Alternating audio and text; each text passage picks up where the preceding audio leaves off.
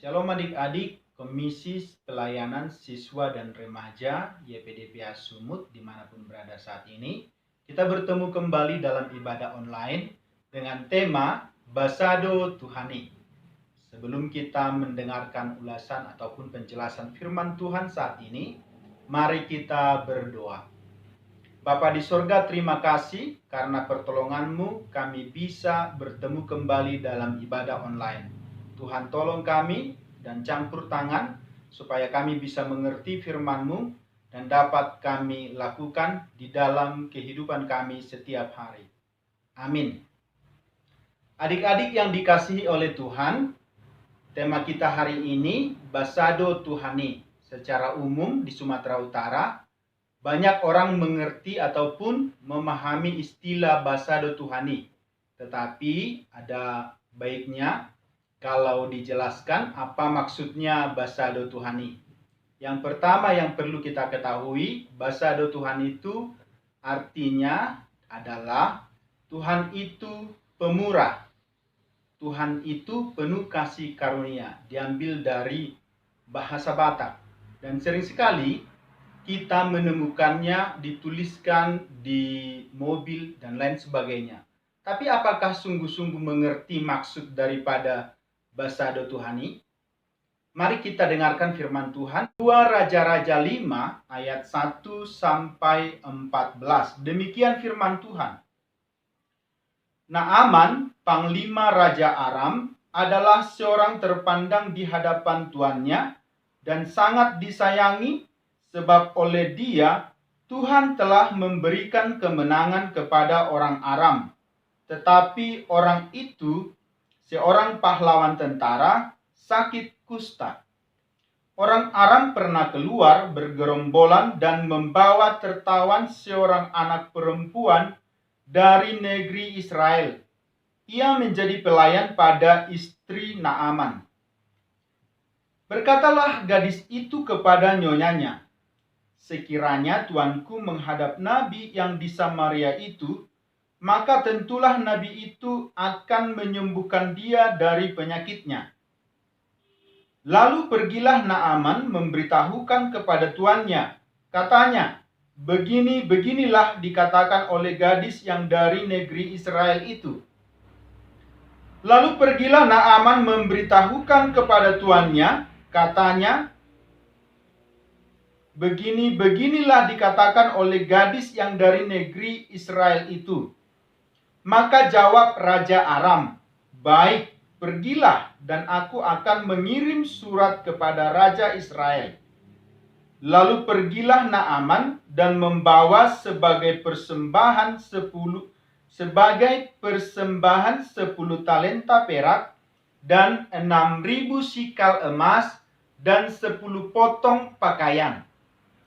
Ia menyampaikan surat itu kepada Raja Israel yang berbunyi, "Sesampainya surat ini kepadamu, maklumlah kiranya bahwa aku menyuruh kepadamu Naaman, pegawaiku, supaya engkau menyembuhkan dia dari penyakit kustanya." Segera sesudah Raja Israel membaca surat itu, dikoyakkannyalah pakaiannya serta berkata, "Allahkah aku ini yang dapat mematikan dan menghidupkan, sehingga orang ini mengirim pesan kepadaku supaya kesembuhan seorang dari penyakit kustanya? Tetapi sesungguhnya perhatikanlah dan lihatlah, ia mencari gara-gara terhadap aku." Segera sesudah didengarnya Elisa, abdi Allah itu, bahwa Raja Israel mengoyakkan pakaiannya, dikirimnyalah pesan kepada raja, bunyinya, "Mengapa engkau mengoyakkan pakaianmu? Biarlah ia datang kepadaku, supaya ia tahu bahwa ada seorang nabi di Israel." Kemudian datanglah Naaman dengan kudanya dan keretanya, lalu berhenti di depan pintu rumah Elisa. Elisa menyuruh seorang suruhan kepadanya mengatakan, "Pergilah mandi 7 kali dalam sungai Yordan, maka tubuhmu akan pulih kembali, sehingga engkau menjadi tahir." Tetapi pergilah Naaman dengan gusar sambil berkata, "Aku sangka bahwa setidak-tidaknya ia datang keluar dan berdiri memanggil nama Tuhan Allahnya, lalu menggerak-gerakkan tangannya di atas tempat penyakit itu, dan dengan demikian menyembuhkan penyakit kustaku.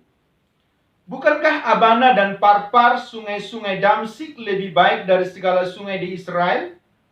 Bukankah aku dapat mandi di sana dan menjadi tahir?" Kemudian berpalinglah ia dan pergi dengan panas hati. Tetapi pegawai-pegawainya datang mendekat serta berkata kepadanya, "Bapak, seandainya Nabi itu menyuruh perkara yang sukar kepadamu, bukankah Bapak akan melakukannya?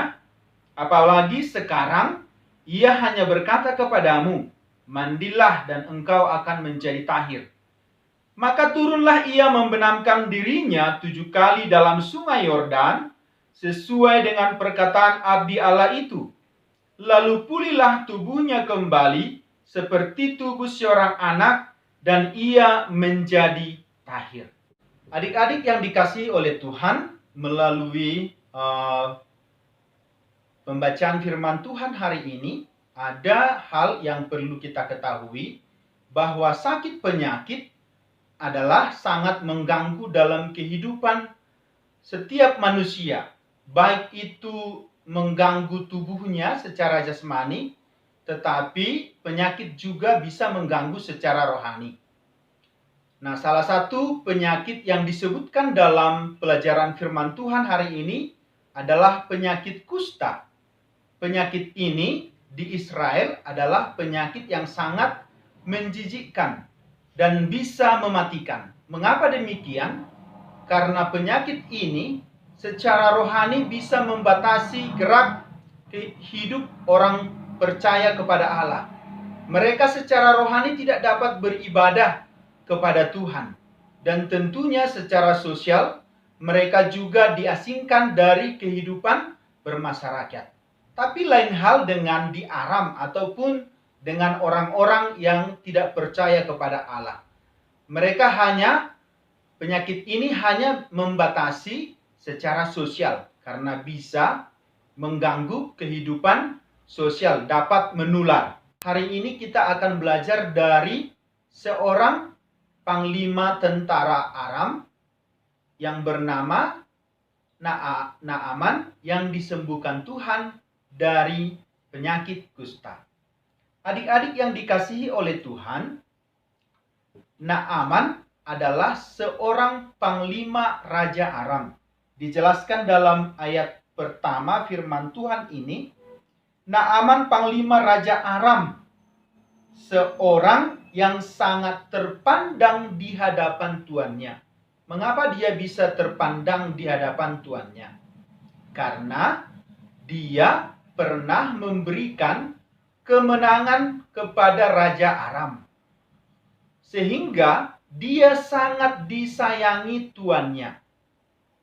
Tetapi ada satu hal yang membuat dia sangat risau hatinya, yaitu penyakit kustanya.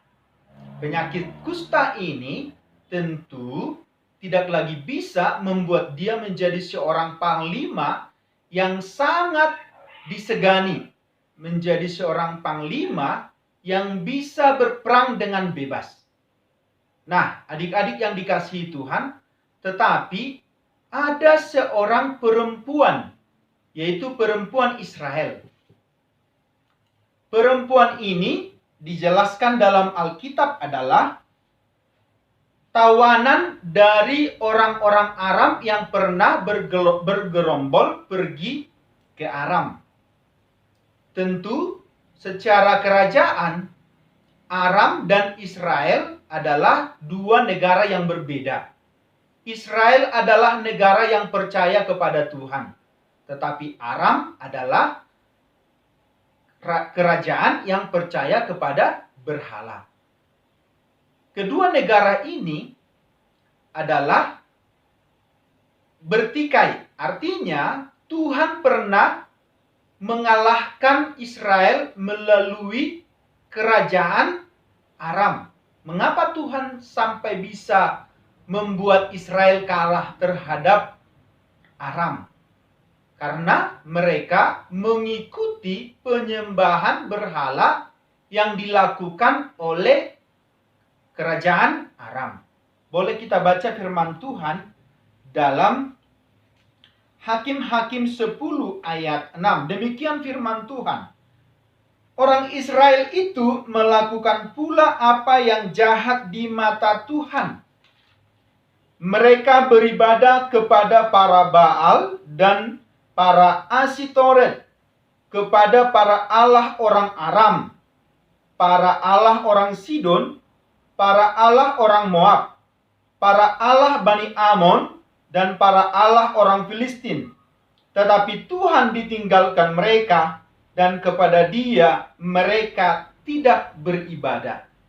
Nah, adik-adik yang dikasihi Tuhan, ada yang menarik daripada pembacaan firman Tuhan hari ini. Di ayat 2, orang Aram pernah keluar bergerombolan dan membawa tertawan. Membawa tertawan seorang anak perempuan dari negeri Israel. Di situ tidak disebutkan namanya, tetapi disebutkan adalah seorang anak perempuan dari negeri Israel. Ia menjadi pelayan pada istri daripada Naaman. Jadi bisa kita simpulkan, perempuan Israel ini adalah seorang tawanan orang Aram. Dia adalah pelayan istri Naaman.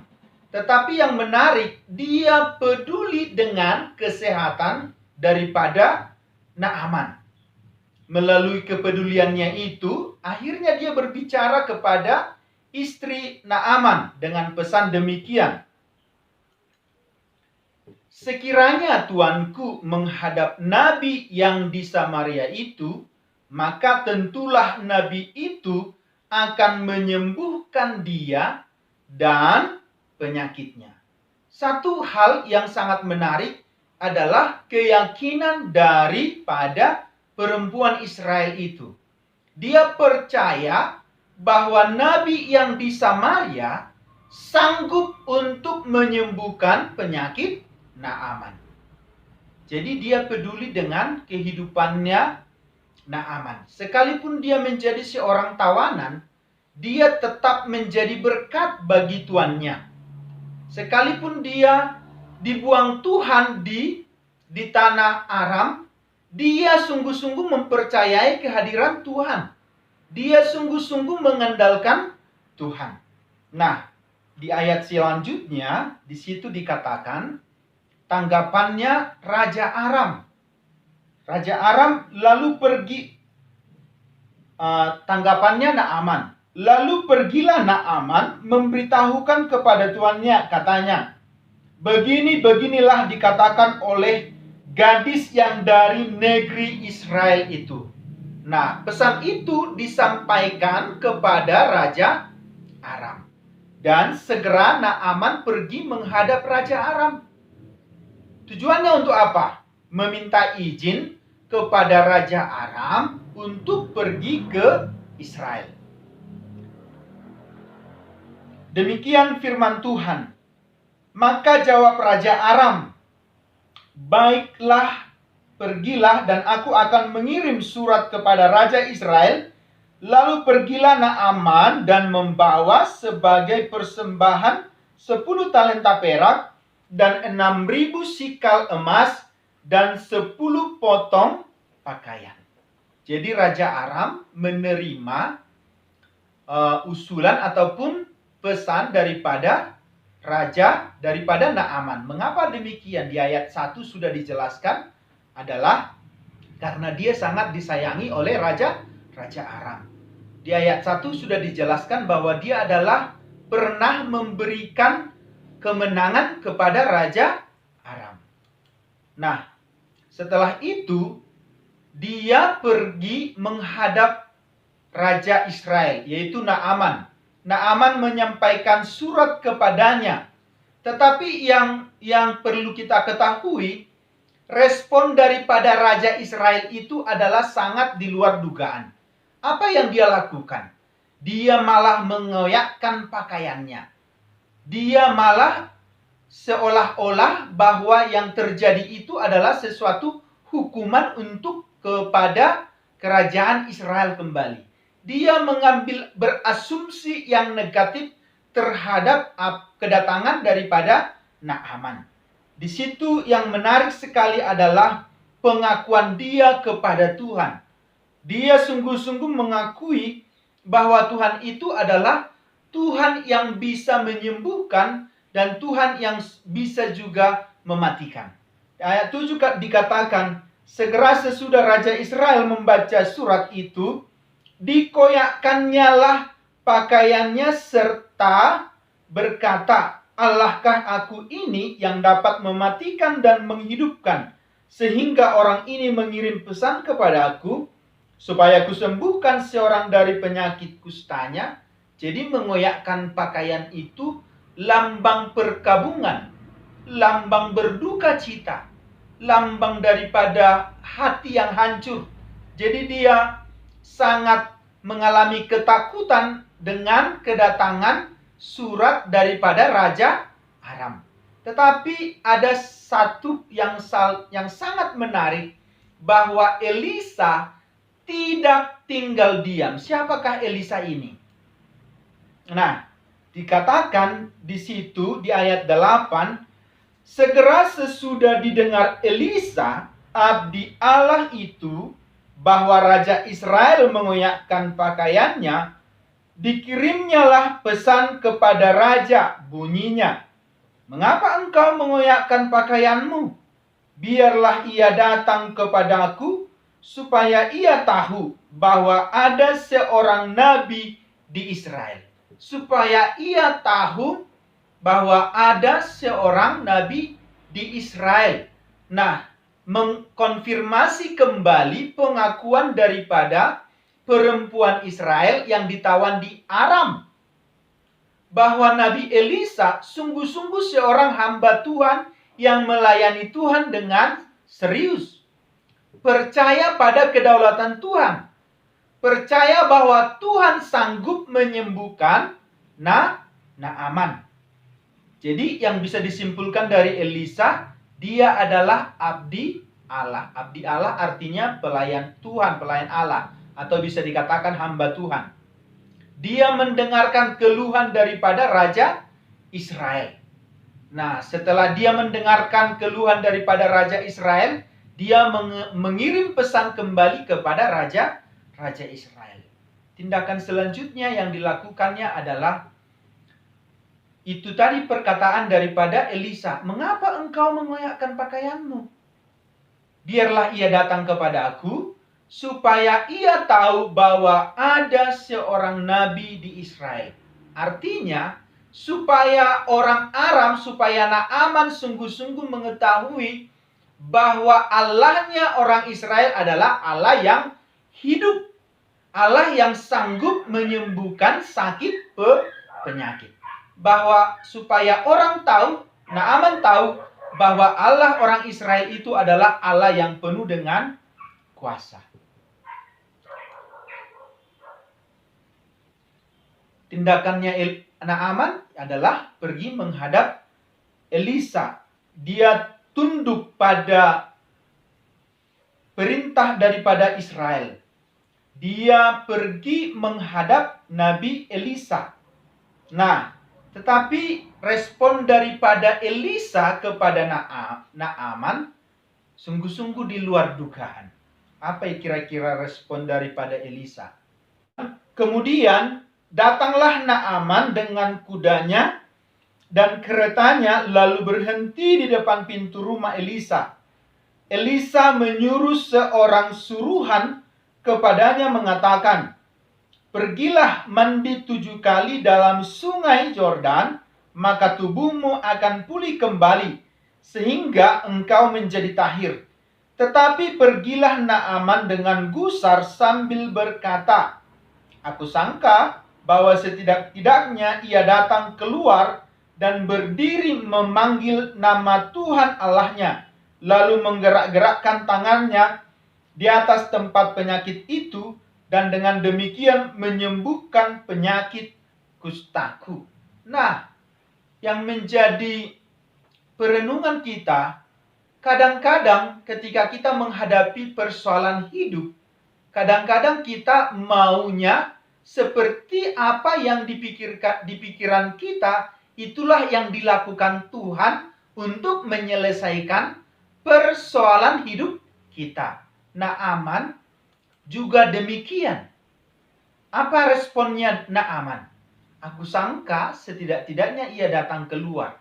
Jadi kemauannya Naaman sesuai dengan apa yang ada di konsep pikirannya mengenai tindakan daripada Elisa.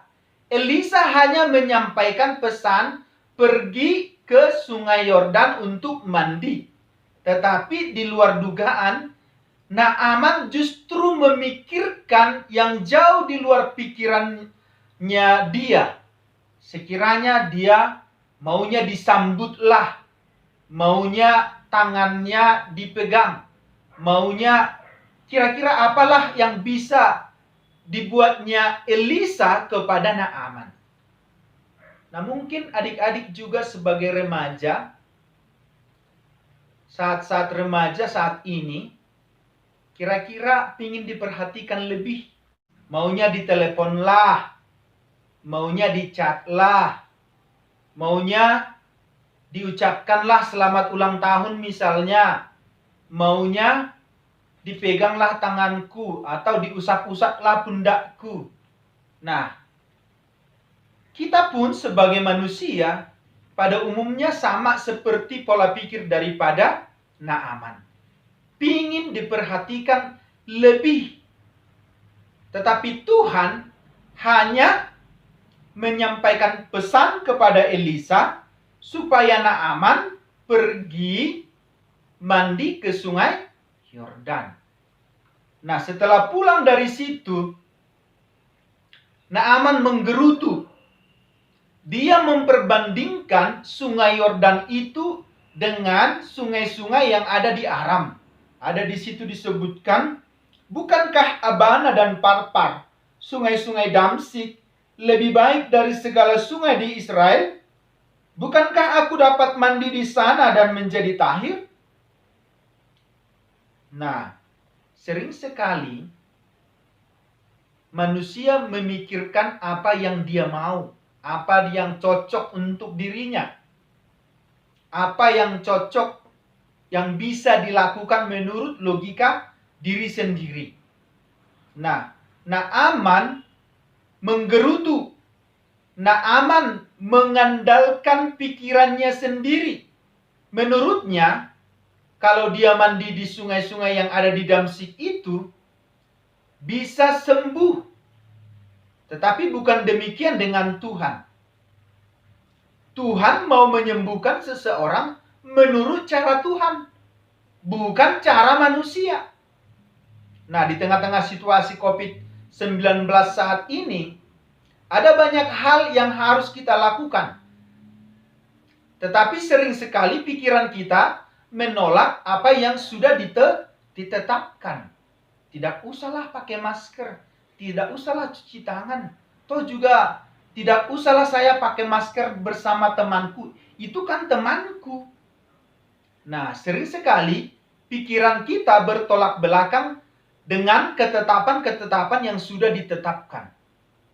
Naaman berbalik dengan panas hati. Tetapi yang di saat dia berbalik dengan panas hati, ada pengawal-pengawalnya yang baik hati. Ada pengawal-pengawal Naaman yang sungguh-sungguh percaya kepada Tuhan, percaya dengan perkataan Nabi Elisa. Demikian perkataan daripada pahlawan pegawai-pegawainya itu.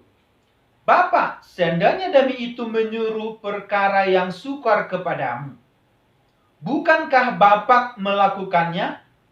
Apalagi sekarang, ia hanya berkata kepadamu, mandilah dan engkau menjadi tahir. Nah, adik-adik, dalam hidup ini, sering sekali kita perlu orang lain perlu kita mendengarkan nasihat orang lain. Mungkin statusnya lebih daripada kita, di bawah kita. Mungkin secara status dia bukan siapa-siapa. Tapi sering sekali Tuhan juga bisa pakai orang-orang yang tidak dianggap secara sosial, secara masyarakat dia bukanlah orang yang terpandang, tapi Tuhan bisa pakai. Naaman mau mendengarkan kembali perkataan Nabi Elisa karena ada pegawai-pegawainya yang membujuk dia, yang mengingatkan dia akan perkataan Nabi Elisa. Setelah itu adik-adik yang dikasihi Tuhan, Naaman mau melakukannya. Demikian firman Tuhan di ayat yang ke-14. Maka turunlah ia membenamkan dirinya 7 kali dalam sungai Yordan, sesuai dengan perkataan abdi Allah itu.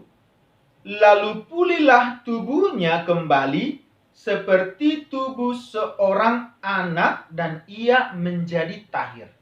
Di sini kita dapat menyimpulkan bahwa untuk terjadi kesembuhan, untuk mengalami kasih karunia-Nya Tuhan, yaitu mengikuti apa yang dikatakan oleh Tuhan. Bukan mengikuti apa yang dimau oleh pikiran, tetapi percaya pada perkataan Tuhan.